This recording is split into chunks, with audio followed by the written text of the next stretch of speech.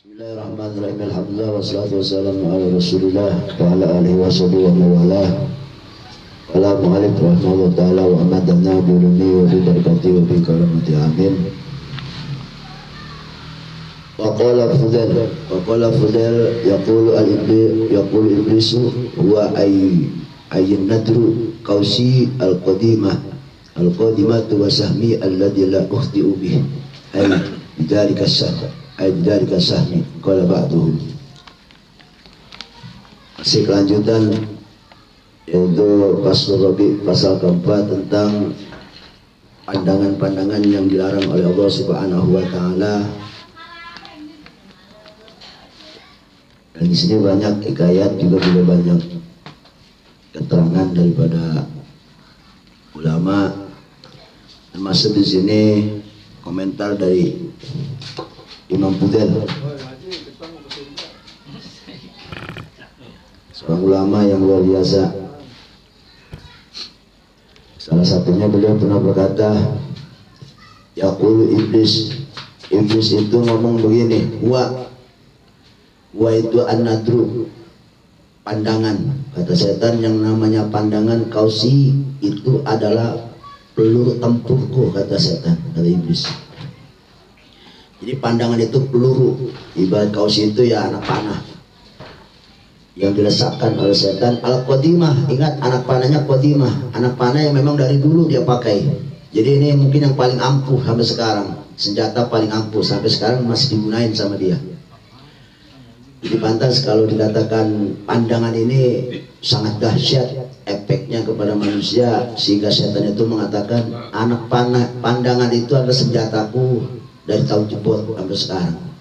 Jadi saking pedenya tuh iblis kepada manusia dengan yang namanya pandang memandang. Dan perlu diingat, kata setan juga, wasahbil ladzi, yang aku gunakan dengan kondewaku, busurku itu, anak panah yang aku lesakkan itu, alladzi la utubi, gak pernah saya salah sasaran, pasti selalu kena.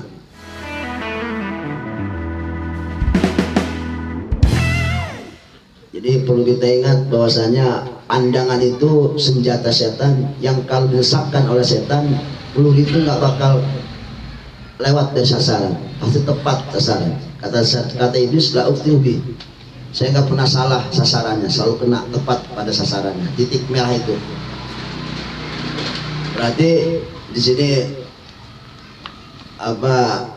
nasihat keras buat kita untuk benar-benar menjaga yang namanya indra pandangan ini, indra yang dari mata ini, indra penglihatan. Bidzalika sahmi.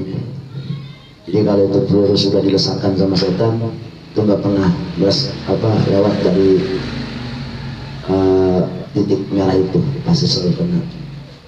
Wa qala ba'duhum, ada lagi ujangan dari ulama tapi melalui syairnya, kata-kata syair, lagu, kalau kata kita mah musik lagu. Sebagian ulama mengatakan tentang bahayanya atau wanti-wantinya kita dengan yang namanya hal pandangan. Di sini kan diawali kullul hawadisi magdaha minan nadri. Nah, ini dari sini aja udah jelas. Semua hal yang akan terjadi itu berawal dari pandangan.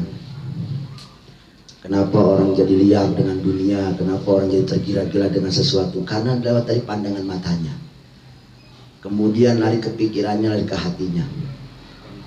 Tumbuhlah sesuatu keinginan yang kuat untuk menggapainya. Jadi semua berawal dari pandangan, dari mata. Sebab dosa yang paling mudah itu ya mata. Dan yang paling ringan dosa itu dilakuinnya oleh mulut, lisan, bicara yang enggak. Ini artinya setiap sesuatu yang terjadi itu berawal dari pandangan. Makanya ada istilah penyakit ain, betul nggak? Penyakit ain. Penyakit ain itu jangankan satu orang bisa hilang nyawa, bahkan dunia pun bisa hancur gara-gara ain. Ain itu tumbuh dari, ya kan, ain dari pandangan. Seorang ayah, seorang orang tua memandang anak punya kelebihan, awas, hati-hati, tabarakallah, masyaallah, Masya Allah, tabarakallah, hati-hati tumbuh penyakit ain. Kalau udah ada seperti itu, salah satunya penyakit ain biasanya kalau orang tua itu yang mandang anak berlebihan, sehingga tuh anak gak boleh ditolerir sama orang lain. Habis bisa, dicak-cak bisa. Penyakit ain, jadi jangankan hanya nyawa, dunia pun bisa hancur gara-gara ain.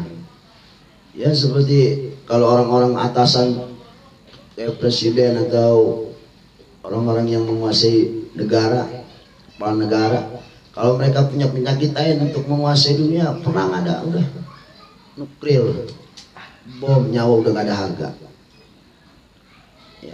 Ya seperti Rusia mau Ukraina aja pelajaran. Boleh jadi nih karena penyakit ain, nggak boleh kekuasaannya ditolerir, atau nggak boleh negaranya itu ada diomongin cacat dikit, ngamuk, ngajak perang, pasti ini ain. Maka salah satu obatnya itu zikiran yang biasa ditulis dengan para habaib atau para ulama kita, yaitu Masya Allah, tabarakallah, itu supaya kita jauh dari penyakit ain. Sebab paling bahaya pandangan itu. Dan wa ma'adzamun nar min mustasghiris syarari, dan perlu kita tahu kebakaran yang dahsyat itu berawal dari percikan api yang kecil. Ya, awal cuma dari pandangan, tapi sekampung bisa hancur lebur. Gara-gara lewat mata, sekampung hancur lebur, lenyap semua.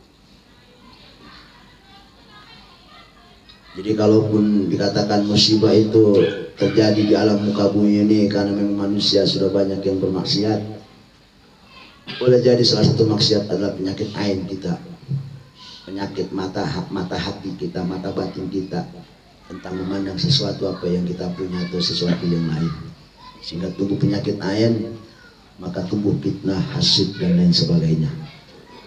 Ya, ini bahaya. Bener nggak kalau semua sesuatu itu berawal dari pandang, dari melihat. Tadinya mah dia kagak iyang-iyang tuh sama HP, ngeliat orang punya HP kayaknya enak, jadi pengen. Gara-gara mandang doang, tumbuh hati. Kalau dia mampu beli, kalau dia nggak mampu beli, kemudian nafsunya tinggi, nyolonglah terjadi, begal lah terjadi. Ini gara mandang doang, gara-gara ngelihat doang. Semua berawal dari gara-gara ngelihat. Kalau yang sulit untuk menjaga hati ya seperti itu. Jadi zikirannya itu Masya Allah, tabarakallah.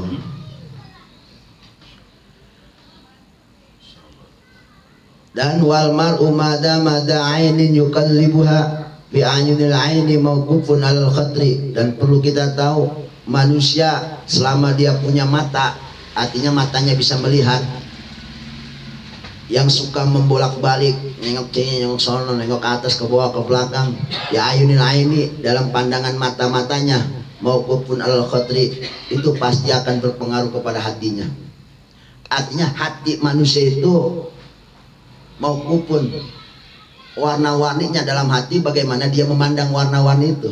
Pandangannya merah, hatinya akan jadi merah. Ini kalau kita yang harus jaga hati. Dia mandang hitam, hatinya akan jadi hitam. Dia pandang apa, jadi warna pandangan itu akan berpengaruh kepada warna yang ada di hati. Waliyadzubillah, kalau sampai terjadi hal-hal yang buruk, kemudian hati bisa menjadi buruk. Iya, apalagi dia mampu untuk merealisasikan apa yang dia ada yang di hatinya ini tentang keburukan itu. Tadi kan saya bilang, gara-gara mandang itu nyawa bisa nggak ada harganya. Ya emang kita asut sama tetangga, emang gara-gara apa? Gara-gara ngeliat tetangga punya motor baru, bener nggak? Timbul hasud, timbul fitnah. Oh, dia mau beli motor juga kredit, ya biar aja kredit, aja bayar sih, ribet amat loh. Iya namanya orang hasud mah segala cara apa juga omongin aja, yang penting masih jelek aja. Ya emang kita gara-gara apa? Gara-gara mandang. Gedek sama tetangga emang gara-gara apa? Gara-gara ngeliat yang kita nggak suka yang dia punya. Ini gara-gara mata. Coba kalau kita merem aja nggak tahu dia punya apa, kita biasa aja kan, adem-adem aja. Ngapa jadi pada hancur begini? Ngapa jadi pada sewot begini? Tangga punya apa? Gara ngelihat mata melotot, hati jadi melotot juga. Jadi semua gara-gara pandangan mata, sulit kita untuk menjaga mata ini. Kalau bukan tidur mah. Makanya benar kata Gus Bahan, saya pernah dengar, manusia kalau ibadah mah gampang banget zaman sekarang, paling gampang ibadah tidur. Tapi niatin jauh dari maksiat. Tidur tujuannya biar jauh dari maksiat. Artinya dari penyakit mata itu, suka mandang segala-gala yang kagak-kagak. Kalau tujuannya untuk itu bisa jadi ibadah, luar biasa itu. Sama mungkin mancing juga boleh jadi dalil buat orang jauh dari dosa. Ya kalau di rumah kan jangan ngehulang kayak pikirnya kagak-kagak. Coba mancing aja mikir ikan doang kan. Pelampung goyang gimana, kan bikin itu doang. Bisa masuk akal. Apapun bisa jadi hal yang terbaik kalau kita niat yang baik. Bahkan ibadah paling hebat sekarang mah tidur. Emang kalau dipikir-pikir mah jamat fitnah begini mah, coba bayangin kita keluar rumah aja kita mandang segala-gala udah kagak-kagak pikiran kita. Hati kita udah kagak-kagak, coba aja. Kagak malam kagak siang, saya mah ngayat tengah malam, tetap aja tengah malam juga kan yang jeliatnya apa yang jeliat? Itu kan yang ada di hati, ntar nemplok di hati, kerekam di hati. Ya kalau jadi ibadah, kalau jadi maksiat, semua yang dia pandang jadi maksiat, dosa aja semuanya. Dosa mata jadi maksiat mata, jinah mata mungkin bisa jadi. Bukan hanya jinah mata, maksiat mata. Kan jawab kita kan ini semua bakal ada pertanggungjawaban. Mulut dibekam sama Allah, tangan bicara, semua bicara. Kam nadratan fa'alat biqalbi soibiha fi'la sya'am bila qausin wala witrin wala watrin. Udah banyak pandangan-pandangan yang berpengaruh kepada hati-hati orang yang punya pandangan tersebut. Sebagaimana anak panah yang melesak terbang secepat kilat mencapai kepada titik merah itu tanpa yang namanya kaos dan tanpa yang namanya senjata. Artinya mungkin dilempar. Banyak yang semodel gitu juga. Artinya ada yang pakai senjata, ada yang pakai dilempar. Dan perlu juga kita ingat yusirun nadirahu ma darra khatirahu. Sungguh pandangan yang membahayakan hati itu sesuatu pandangan yang membahayakan orang yang punya pandangan dalam hatinya adalah sebuah kenikmatan dalam memandang. Jadi ininya artinya begini, pandangan kenikmatan itulah penyebab hati bisa jadi hancur. Apa bahayanya hati? Melalui daripada kenikmatan memandang. Awas, nikmat memandang biasanya itu akan tumbuh bahaya pada hati. Jadi dihiasi seakan-akan maksiat mata itu pengaruhnya nikmat itu pengaruh kepada maksiat hati jadinya. Ya. Timbul hasud itu dari mana? Dari ngelihat kan, dari ngintip. Ya, gitu timbul hasud sama tetangga kan dari gara-gara nyongok doang di jendela. Jadi apa noh? Ngintip doang. Itu juga kita gak tahu punya siapa. Lagi parkir doang. Ya. Gara-gara ngintip doang, udah hati udah nyanyur aja, nyat aja. Astagfirullah. Jadi pandangan yang nikmat itu kadangkala bisa berbahaya bagi orang yang punya pandangan dalam hatinya. La marhaban bisrin ada bid-darar. Dan perlu kita tahu apapun yang kembali dengan kebahagiaan kalau membawa kemadaratan itu gak enak. Tidaklah enak apapun yang kembali kalau itu membawa kesengsaraan, membawa kemadorotan, membawa bahaya pada dirinya. Artinya pandangan membawa bahaya pada hatinya itu nggak enak. Hasilnya bakal tumbuh ketidakenakan, dosa paling nggak maksiat. Jadi dari sini kita udah sentil mulu kita ini ya, tendangin bahasanya ini, kita udah tendangin biar melek, jangan merem aja. Udah tenangin dulu kita nih sama yang namanya hal pandangan ini, masalah mata dalam memandang hal yang diharamkan. Ya, artinya sebetulnya udah cukup segini sebetulnya kalau buat masalah kita dibangunin mah gopilin kan, kita mah gopilin kan. Iya, diingetin bagi orang-orang yang lalai, kita mah kan gopilin tidur mulu merem, kita mah nggak ingat sama apa-apa. Dibangunin apa ditendangin dan disiram, ini mah kita udah disiram sama harapan aja nih. Biar pada bangun. Waqalat, lanjut, Ummul Mukminina Ummus Salamah berkata, Ummul Mukminin Berarti salah satu daripada zaujah Rasulullah Shallallahu Alaihi Wasallam itu Ummu Salamah. Ummu Salamah ini kunyah ya, nama aslinya Ma'idun bin Abi Umayyah al-Makhzumiyah, salah satu perempuan yang punya darah biru juga. Ummu Salamah. Ya, Ummu Salamah ini berarti emaknya punya anak Salamah, kunyah namanya. Kayak kita umpama punya anak namanya Ahmad, dipanggilnya Abu Ahmad. Bukan nama kita dipanggil, tapi nama anak kita Abu Ahmad, babanya Ahmad gitu. Itu namanya kunyah. Jadi dalam bahasa Arab juga ada nama-nama itu, nama-nama poyokan, ada namanya lakob kalau poyokan. Ya, kalau kunyah julukan, kalau lakob mungkin poyokan. Poyokan kan ada yang bagus, ada yang buruk. Ya, kita suka manggil poyokan, suka lakob sama orang yang itu kadang-kadang dari kebiasaannya. Ya, nah ini orang tukang tidur mulu dipanggil Abu Naum. Itu bisa aja itu lakob. Poyokan buruk, ada poyokan bagus juga ada. Kita kan suka manggil kalau kiai besar panggil al-alim alama, itu kan lakob itu al-alim. Ini ada orang dulu kiai suka ngajar mulu panggilnya mualim, itu lakob. Lakob baik berarti itu mah poyokan tapi baik gitu. Boleh asal yang baik-baik mah. Ini orang jago ceramahnya, asadul mimbar, begitu tuh lakob namanya. Atau yang suka kerja lakob itu panggilan sehari-hari dia kerjaannya tuh tukang jahit, panggillah Bang Baso gitu. Bang Baso berarti Bang Baso, lakob itu manggilnya, bukan nama asli, namanya kan nama aja punya nama. Kita manggil siapa? Bang Baso minta baso. Berarti manggil Bang Baso itu, baso kan bukan nama dia, nama dagangannya. Nah, itu namanya lakob. Ya.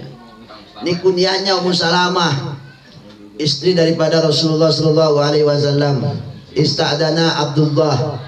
Ummu Salamah pernah berkata begini radhiyallahu anha. Ista'dana Abdullah itu Ummul Kusum Ibnu Maktum a'ma ala Rasulullah Sallallahu Alaihi Wasallam. Pernah minta izin Abdullah. Jadi kisah hadis riwayat daripada Ummu Salamah. Jadi Abdullah bin Ummul Maktum al-Ama. Jadi ada seorang sahabat Abdullah bin Ummul Maktum, A'ma, buta orangnya. Istadana minta izin sama Rasulullah Sallallahu Alaihi Wasallam. Ana wa Maimunah, dia datang ke Rasulullah pengen minta izin apa pokoknya. Sedangkan saya wa Maimunah dan Maimun jalisatani duduk dekat Rasulullah. Dia ingin izin kepada Rasulullah nih. Abdullah datang bertandang ke Rasulullah pengen minta izin. Kebetulan kita lagi pada kumpul, kata Ummu Salamah. Faqala, kata Rasulullah, tajib.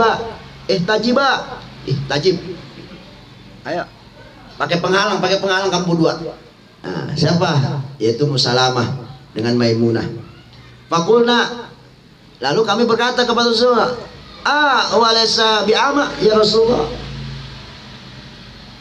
Ya Rasulullah, ana wa Maimunah jalsan istajiba faqulna walaysa bi'ama fal amjada qiratun al muqaddar wal madhuru la tumata alaihi ahwa mubsir walaysa bi'ama. Ya Rasulullah, dia kan buta. Ini Abdullah datang ke Rasulullah orangnya buta. Saya nggak pakai hijab juga dia mah kagak ngeliat saya kan Rasulullah, kan begitu logikanya, betul nggak? Iya, logikanya kan seperti itu. Seorang buta datang ke Rasulullah, kata Rasulullah pakai hijab, artinya minggir pakai hijab, jangan bareng sama saya. Apa pakai hijab? Pakai ordeng lah bahasanya, atau pakai adeng-adeng. Saya ngobrol, ada yang mau izin sama saya, kata Rasulullah. Rasulullah mata saya kata-katanya, kan ya Rasulullah, apakah dia nggak buta? Artinya kan dia buta ya Rasulullah. Walaysa bi'ama, dia buta ya Rasulullah, nggak bisa ngelihat saya ya Rasulullah. La yabsiruna, nggak mungkin dia ngelihat saya, kata Ummu Salamah. Faqala, Rasulullah jawabnya simple, wa antum la tubsiruni. Lalu ente berdua nggak ngelihat dia. Kalau dia nggak ngelihat ente, lalu ente nggak ngelihat dia gitu. Nah, paham nggak? Iya, dia nggak ngeliat ente, tapi ente ngeliat Abdullah bin Ummul Maktum A'ma. Wahada yadullu. Nah, hadis inilah yang menjadi dilalah ala anau la yajujulin nisa. Dalil ini, hadis ini yang riwayat Ummu Salamah, disinilah dalil yang menyatakan tidak diperbolehkan bagi perempuan mujalisatul umyan, kumpul-kumpul dengan orang-orang yang buta, tetapi dia nggak buta. Jadi alasan lakinya buta, tapi kan si perempuannya kagak buta, gitu. Maka payahrumu alal a'ma al khalwa binisa, maka diharamkan pula laki-laki yang buta khalwat, dua-duaan dengan perempuan. Jadi orang buta juga nggak boleh, haram, sebab dia mengundang dosa buat si perempuan juga. Kan pertanyaan begitu kan tadi, ini kan kita sedang menangkan pandangan, lalu bagaimana hukum orang buta? Ini dah hadisnya, hukum orang buta walaupun dia nggak mandang, tapi kan dia mengundang pandangan. Nah, intinya seperti itu. Artinya apa? Buta dan yang nggak buta khalwat itu nggak boleh. Intinya seperti itu. Ya, kecuali mungkin lakinya buta, perempuannya buta. Ya, sama-sama nggak mandang dah, itu mah nggak masalah itu mah. Ya tapi kan nanti kan ada unsur yang lain, apa dari suara, ya apa dari bau-bauan, wangian kan, oh, ini wangi cewek ketahuan kan gitu. Kan ya intinya setan kan tadi dibilangin, yang namanya pandang. Jadi bahasanya begini istilahnya, dari di sini mungkin setan itu begini, kalau orang buta bagaimana? Tetap sama setan dikerjain terus, begitu, digerus walaupun buta juga, gitu. Dia nggak pandang mau yang melotot sama yang kagak melotot, hajar terus ke setan, begitu godainnya. Jadi orang buta pun dinasihatin sama dari hadis ini bahwasanya harum al khalwat al a'ma bin nisa, diharamkan pula khalwat laki-laki yang buta dengan perempuan-perempuan yang bukan muhrimnya. Itu intinya. Ini hadis jawaban buat orang yang bagaimana yang buta kan gak punya pandangan, ini hadisnya. Gitu. Makanya hadis yang Rasulullah merintah kedua, Ummu Salamah istrinya nama Maimun disuruh memakai hijab. Artinya dia di belakang hijab, harus di belakang hijab, pakai ordeng lah bahasanya supaya nggak terpandang. Lalu kata mereka kan, beliau ya Rasulullah ini kan orangnya buta, dia buta nggak ngeliat ente, tapi ente ngeliat dia, begitu. Ini hadisnya dipakai. Oh, berarti sangat keras berarti ini ya. Kalau udah ngomong yang buta kan berarti udah gak punya pandangan ya. Oh, berarti keras sekali ini yang namanya maksiat mata ini, maksiat pandang memandang ini. Wa qala Ibnu Hajar, berkata Ibnu Hajar il Jawajir, wa kanat Aisyah wa Hafsah jalisataini indan Nabi fadakhala Ibnu Ummu Maktum al-Ama. Lalu ini ada lagi kejadian hadis Nabi Rasulullah Shallallahu Alaihi Wasallam. Ibnu Hajar mengatakan bahwasanya Aisyah dan Hafsah, ya Ummul Mukminin dua-duanya, duduk bisa dekat sama Rasulullah, sedang berbicara, sedang ngobrol. Fadakhala, masuklah Ibnu Ummul Maktum alama yang buta tadi, Abdullah. Famarahuma bil ihtijab minhu, diperintahlah Siti Hafsah dengan Siti Aisyah dibilang hijab gitu. Maka taina amma ya Rasulullah, kan dia buta, la yubsiruna, enggak mungkin dia ngelihat kami ya Rasulullah. Maka apa ya wani antuma, lalu apakah ente buta? Kalau dia buta apakah ente buta? Kami enggak buta ya Rasulullah. Ya udah gitu. Saking bahayanya pandang memandang, sekalipun yang laki nggak bisa mandang, tapi kalau yang bisa mengundang pandangan yang lain itu tetap diharamkan juga kalau pada perempuan yang lain. Ahwa ghairu basir faqalu antuma mubtadaun wa umyawani khabaru. Oh iya. Terus wa makna daripada apa iyawani antuma, maknanya ahwa ghairu basir. Memang kata Rasulullah, dia nggak ngelihat ente, tapi fa antum umyawani, apakah ente juga buta? Dia buta lalu ente buta enggak? Ya udah, berarti ente yang gawe hijab. Ente yang punya hijab, ente yang harus berhijab. Nah, ini diperkuat lagi berarti hadis yang tadi Ummu Salamah dengan yang dikatakan oleh Ibnu Hajar, yaitu Siti Aisyah, yang kejadian pada Siti Aisyah dan Hafsah. Wa qala Rasulullah sallallahu alaihi wasallam, berkata Rasulullah sallallahu alaihi wasallam, la'anallahu ta'ala an-nadhira wal manzura ilaih. Allah akan melaknat orang yang memandang dan orang yang dipandang. La yajuju limra'atin mu'minatin billah an tadhara ala kulli ajnabiyyin ay laysa bijajin wala ma'ramin binasab ay qarabatin aw rada'in aw munakahatin wala yajunatu minhu ilaih wala minna ilaih. Maka ma yajibu ala rajul ay yaqudda tarfahu anin nisa'i kadzalik yajibu ala al-mar'ah an taqudda tarfa 'anil rijal kama qalahu Ibnu Hajar fil Jawahir. Kata Rasulullah sallallahu alaihi wasallam, Allah melaknat orang yang memandang dan orang yang dipandang. Jadi orang yang mengundang pandangan. La yajuju, tidak diperbolehkan kata Rasulullah limra'atin pada perempuan mukminatin billah yang mengaku iman kepada Allah antad ara ala kulli ajnabiyyin, untuk menebar, memperlihatkan sesuatu kepada orang lain. Ailaisa bijaujin, yang bukan suaminya, wala mahram, bukan kerabat binasabin, dengan sebab kerabat, lebih famili aurada atau satu susuan, au munakahatin atau sebab pernikahan. Wala yajuju an-nadhum bin wilayh, maka tidak diperbolehkan memandang dari semua itu. Ya, tadi yang bukan mahram, yang bukan suami, dan juga wala binailahi, dan sebaliknya. Yang lain nggak boleh melihat apa yang dia ada, dia juga nggak mau melihat apa yang dia ada. Nanti makanya di hukum fikih itu kan ada nanti karakter-karakter aurat itu.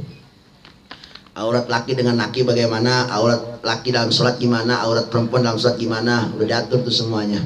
Ya, betul nggak? Ya. Jadi intinya aurat seperti kalau aurat antara laki-laki dengan laki-laki ya kemaluan, ya. Sebab aurat itu kan aib. Dalam sholat laki-laki dengkul sama besar, perempuan semuanya gitu. Kalau aurat laki sendiri gimana? Maka itu nanti diperjelas dalam hukum fikih dalam masalah aurat itu. Panjang itu penjabarannya, luas. Jadi intinya dia kagak boleh nembongin, bahasanya kalau Sunda menembongin ke orang lain juga nggak boleh nembongin ke dia. Gitu. Sama-sama nggak boleh saling nembongin, saling memperlihatkan sesuatu yang nggak boleh dilihat. Maka apakah mayajibu ala rajul ayyagudda tarfahu, maka sebagaimana wajib kepada laki-laki menutup matanya aninisa dari perempuan, kadalik begitu juga yajibu alal mar'ah, wajib bagi perempuan untuk menutup matanya dari laki-laki. Jadi sama-sama saling menutup begitu. Hal-hal yang nggak boleh pakai. Kama qala Ibnu Hajar, ini juga keterangan dari Ibnu Hajar fi Jawahir. Nanti kalau kita pengen lebih jelas lagi tentang aurat di kitab fikih, ya situ nanti kan ada bagian-bagiannya. Laki-laki dengan laki-laki, perempuan dengan perempuan, perempuan dengan laki-laki, asnabi atau perempuan dengan laki-laki tapi yang tadi yang mahram, yang kerabat, atau lagi sendiri aurat bagaimana laki-laki dan perempuan aurat bagaimana lagi sendiri. Nah, semua itu ada bagiannya. Jadi intinya hadis ini memperkuat apapun yang haram dilihat oleh dirinya kepada orang lain, dan orang lain juga bagi dia juga haram untuk melihat apa yang diharamkan buat dirinya. Jadi sama-sama harus nutup mata, godul basor, ya. Sebab pada inti perkawinan itu kan niatnya ayyagudul basor, artinya untuk menutup pandangan. Sebab kalau orang yang belum kawin biasanya matanya jelalatan, tapi sekarang terbalik. Yang udah kawin lebih jelalatan. ya karena emang zamannya situasi udah begini, yang pada ngayap perempuan mulu. Ya, justru yang berpengalaman itu lebih berpengalaman kadang-kadang. Gitu. Yang belum pengalaman belum tahu pengalaman namanya. Dan wala ya juju. Ini ada pertanyaan gimana salaman. Ya, salaman kita kan sama cewek begini. Ya kan? Ini dalilnya ada, wala ya juju al-masu, tidak boleh kita menyentuh bil musafahah, sasalaman nyentuh. Wala ya juju, la ya juju kan bisa aja maknanya ai yahrumu haram, au ma'al munawalati, atau dengan cara Noel. Pokoknya begitu, iman lo dikit ujungnya doang gitu salaman, ya sama aja itu munawalah, haram, nggak boleh. Kan kalau salaman musafah kan nyekel, ini mah Noel ujungnya doang gitu. Tetap kalau tentu mah Noel namanya haram. Au naum atau seumpamanya. Fa inna ma yarumun nadru yarum masubil aula. Kalau mandang aja haram, mandang aja haram. Perempuan kan kalau sholat itu auratnya yang boleh kebuka, yang boleh kelihatan apa? Telapak tangan sama muka. Kalau di luar sholat seluruhnya. Kalau mandang aja haram, mandang saja haram. Ya harum masubil aula, apalagi Noel, apalagi megang, apalagi nyentuh. Ini yang dalil haram perempuan tuh kalau salaman jangan nyentuh. Nah ini dalilnya haram. Kalau mandangnya aja haram, apalagi wah itu membibabil aula, lebih dahsyat. Kalau mandang aja dahsyat, apalagi nyentuh lebih dahsyat. Jadi dosanya lebih dahsyat dosanya. Ya, iya, kenapa coba? Alasannya li'ano ablaq biladatul aghlad, sebab nikmatnya lebih daripada memandang. Bener nggak? Megang sama mandang mana nikmatan? Nikmatan nyentuh. Iya, mandang mana kayak orang ngayal. Ya, kalau nyentuh asli. Pengen makan roti ngimpi apa pengen makan ubi goreng asli? Nggak mimpi, pengennya ubi goreng asli kan daripada mimpi. Intinya apa? Mandang saja haram, apalagi menyentuh wal aghlad, dan ini lebih dahsyat. Bidalilin, nah dalilnya mana? Kalau mandang itu dahsyat, kalau nyentuh lebih dahsyat. Dalilnya nih, annau lau masa, kalau ada seseorang nyentuh perempuan salaman, umpama nyentuhlah Noel apa pancala, kemudian keluar ciperem bentah, batal saumu, batal puasanya. Ya salaman syahwat muncrat si otong, batal puasa, batal karena bagaimana kalau cuman mandang si otong keluar pak anzala lam yaptul, nggak batal itu. Ngelihat perempuan lagi jalan di anyar gitu pakai baju begini, udah nasawat lagi naik, lagi puasa, bulan puasa tengah hari bolong, keluar nggak batal. Tapi kalau salaman keluar batal. Nah ini dalilnya. Jadi aghlad lebih berat ini berarti masalahnya. Ya berarti bil aula. Kalau megang, kalau mandang aja nggak boleh, apalagi megang. Gitu kata Binhaya Sania asal bayar. Bagaimana keterangan kitab Binhaya. Jadi kesimpulannya, memandang apapun yang diharamkan oleh agama wanti-wanti kita ya. Emang kan kita mah suka celingak kita mah. Apalagi kalau nongkrong di pasar ya, apalagi nongkrong di mall, bener nggak betul apa enggak? Iya, orang turis mah lewat pakaian begonong lah, kita kagak nafsu, kan kita yang nafsu, bener nggak? Bahaya kan? Intinya mah kita yang mandang nggak diperbolehkan, yang dipandang juga nggak diperbolehkan. Apapun yang dipandang saling ada batasan dalam memandang. Jadi intinya sangat bahaya dosa pandang memandang ini ya, sangat bahaya.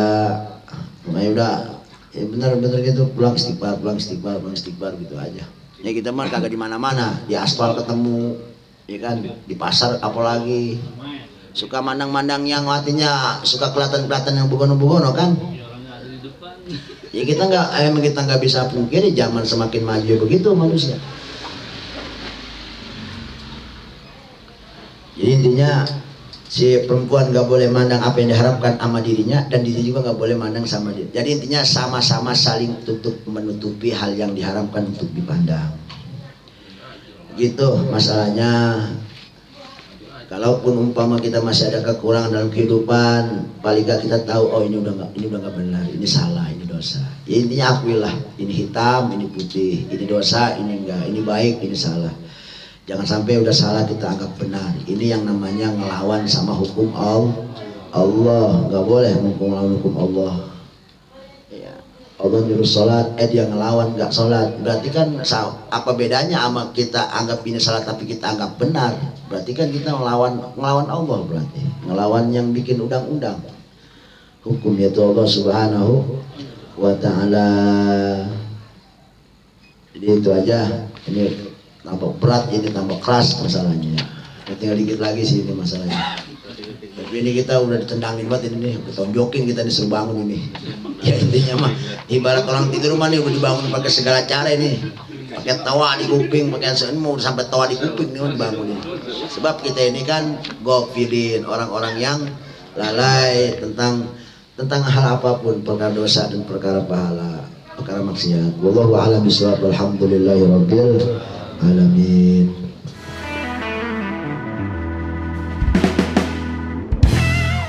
Assalamualaikum warahmatullahi wabarakatuh. Kita misalkan tanya mau bertanya izin. Kita memandang misalkan, tapi dia nggak buka aurat. Posisi lagi aki-aki mah nenek-nenek gitu. Ya bang kemarin kejadian di Buper gitu. Aki-aki mah nenek-nenek lagi senderan aja, berdua loh. Gitu. Kita mandangnya niatnya untuk peringatin dia karena di tempat umum gitu, dan ketika dia nggak diindahkan peringatan kita pergi duluan gitu. Apakah istilahnya kita hanya sekali doang atau berapa kali gitu dalam peringati dia karena di tempat umum gitu? Itu yang saya pertanyakan. Yang jadi pertanyaannya itu apakah kita sekali memperingati dia karena dia udah tua gitu? Apakah 3 kali walaupun usianya udah tua?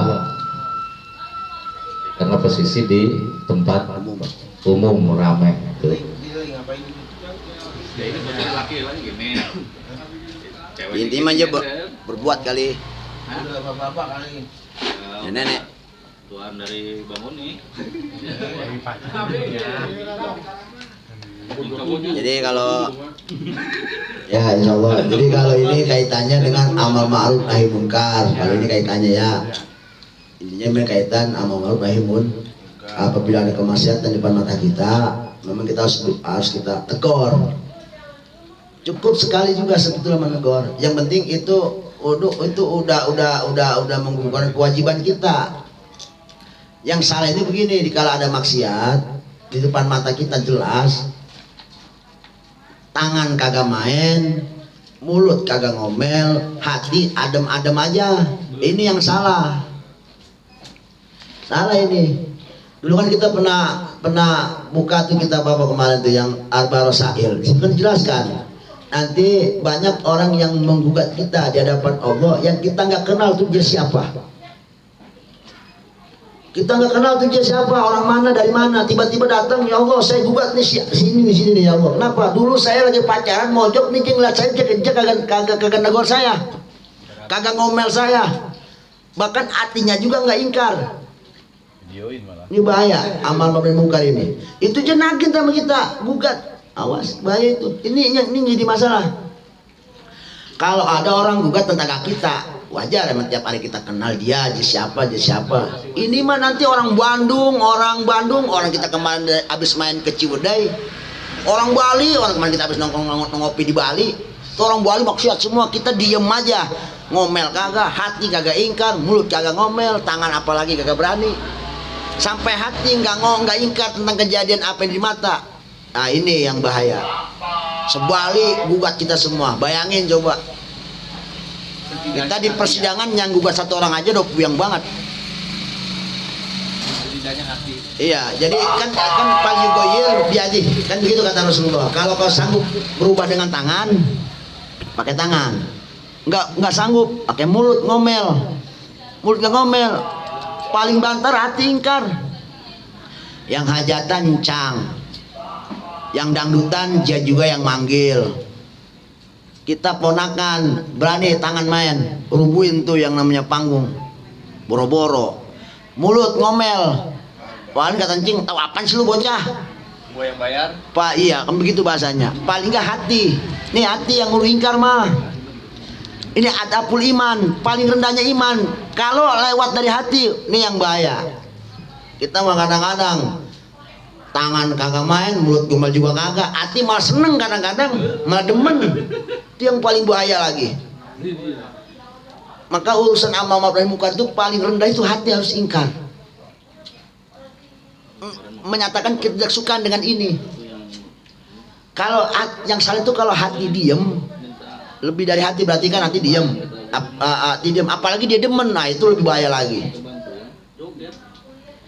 Jadi intinya begini, ya ini kan apa kebijakan Rasulullah SAW luar biasa ini Islam ngatur begini tentang masalah amal ma'ruf ya, amal nahi munkar khususnya.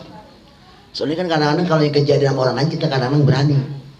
Coba kalau sama keluarga, kayak tadi Encing, yakin yang namanya ponakan pada belagu-belagu, coba aja. Apa kata Encang coba? Lu yang nyewokin gua dulu belagu lu sekarang. Paling kita gitu kita dilawan. Tapi kalau memang kita punya kekuatan mampu dengan tangannya, tangan main. Rubuhin panggungnya. Ya kalau berani juga, kalau kagak berani yang ngomel lah toa di musola ngomongin, teriak di situ. Kalau berani juga mulut, kalau nggak berani juga paling rendah hati, mentok di hati. Lewat dari itu, udah iman kita hancur. Hancur berarti kita nggak ingkar. Ini kalau masalah nahimun, maka di situ kan keterangannya begitu. Nanti banyak orang yang menggugat kita, yang kita nggak tahu dia siapa. Dulu kita lagi main di CNI, ada yang lagi pacaran mojok, kita diem aja. Kita diem aja, ada orang nyolong, kita diem aja, ingkar di hati kagak, ngomel kagak, main tangan kagak. Itu ntar orang tuh yang maksiat dia gugat kita, ya Allah ini orang kemarin kagak negor saya lagi maksiat dia nggak negor saya pengen gugat ya Allah. Kenapa? Oh berarti watawassobil haqqi watawassobil sabri itu hak mukmin dan mukminat, hak antara mukmin dan mukmin, dia punya hak dan dia bisa gugat. Berarti kita pada hak orang lain dan kita punya hak dengan orang lain. Apa? Saling menasihati itu haknya. Berarti kalau ada orang punya salah kita nggak nasihatin, awas, dia neraka kita juga neraka. Dia neraka karena salahnya, kita neraka karena kita nggak negurnya. Berarti sama-sama. Makanya jangan belagu begini, no cuma badung banget. Justru lu kagak ngomong juga lu juga badung. Lu nggak nasihatin juga lu badung, begitu intinya. Badungnya lu gak nasihatin. Kecuali kalau kita udah ngomong, udah itu up to you, itu mah terserah Allah hidayahnya gimana. Sebab kita udah ngirangi kewajiban kita apa? Hak dia dinasihatin dari kita, hak dia untuk dinasihatin, kita udah bebas. Gitu. Jadi cukup sekali. Berarti udah hilang kewajibannya. Yang penting hak udah putus di situ, udah nggak ada hak lagi, udah putus. Kalau masih ada hak bahayanya nanti ditagih, digugat. Makanya ini pelajaran buat kita juga, nongkrong mah jangan tempat-tempat begono, dosanya banyak. Tuh orang seruangan itu maksiat semua, kita diam aja, gugat semua sama kita itu. Ini tujuan kita disuruh nongkrong sama orang yang baik-baik, begitu maksudnya. Kalau nongkrong sama yang jahat-jahat, begitu takutnya. Beban juga sama luntal, begitu bahasanya. Jadi datangi tempat-tempat yang baik-baik. Jangan yang buruk-buruk, sebab yang buruk-buruk begini. Nongkrong CNI, kagak apa, dosa gue merembik, kau sebentar, begitu. Iya dosa doang lah, kalau nanti ada hak yang dia tagih, ya ini jadi bahaya lagi. Bayangin kita dosa banyak, pahala kagak, ada yang gugat lagi. Habis aja udah amsyong, harapan kita ke surga. Ya. Sekira-kira teman ngajakin tempat yang nggak ada masalah mah, ayo aja, silakan aja. Tapi kalau yang ada masalah, pikirin 2 kali dah, begitu. Bisa nggak kita jaga? Dikala melihat permukaran, tangan main bisa nggak? Tangan nggak mampu, mulut mampu nggak? Mulut nggak mampu, hati nggak? Jangan sampai hati apa kagak juga, ini yang bahaya. Makanya apul iman. Iman paling hati itu kalau masalah amal munkar di hati paling, cuman modal ingkar doang. Tapi itu sebagai penyelamat keimanan kita. Sebagai penyelamat keimanan kita. Sebab orang mukmin yang lain itu punya hak dari kita. Haknya apa? Nasihatin dari kita, kata-kata bijak dari kita buat dia, itu hak dia. Dia minta kata-kata baik itu pada intinya. Walaupun kalau kita pada hakikatnya kita omongin galakan dia, tapi paling enggak kan itu hak dia. Udah putus berarti, walaupun galakan dia juga. Yang penting hak kita, hak dia sama kita udah hilang sampai situ.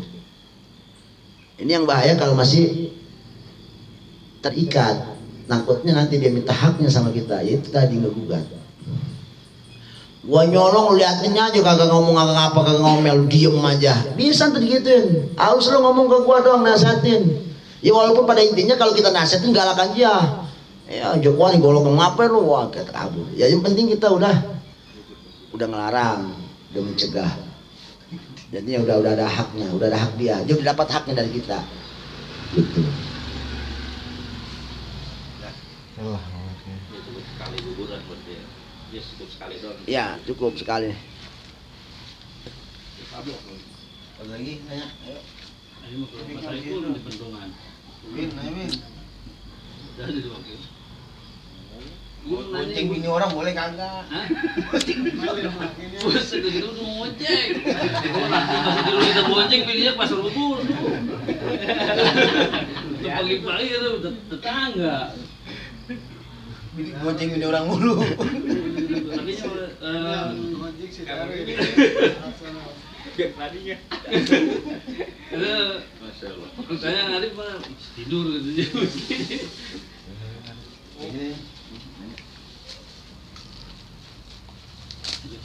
Kalau ini berkaitan dengan salaman.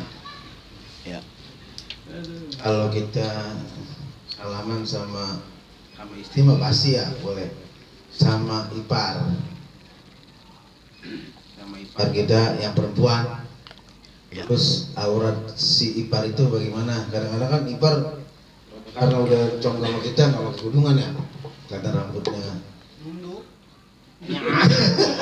Jadi ada pertanyaan, intinya begini, hukum dan ipar gimana salaman begitu intinya. Artinya salaman tapi bersentuhan maksudnya. Salaman bersentuhan dengan ipar, tetap hukumnya haram. Haram ya? Soalnya ipar mah haram kawin juga, karena dia mah haram sementara, karena masih ada emponya sama kita.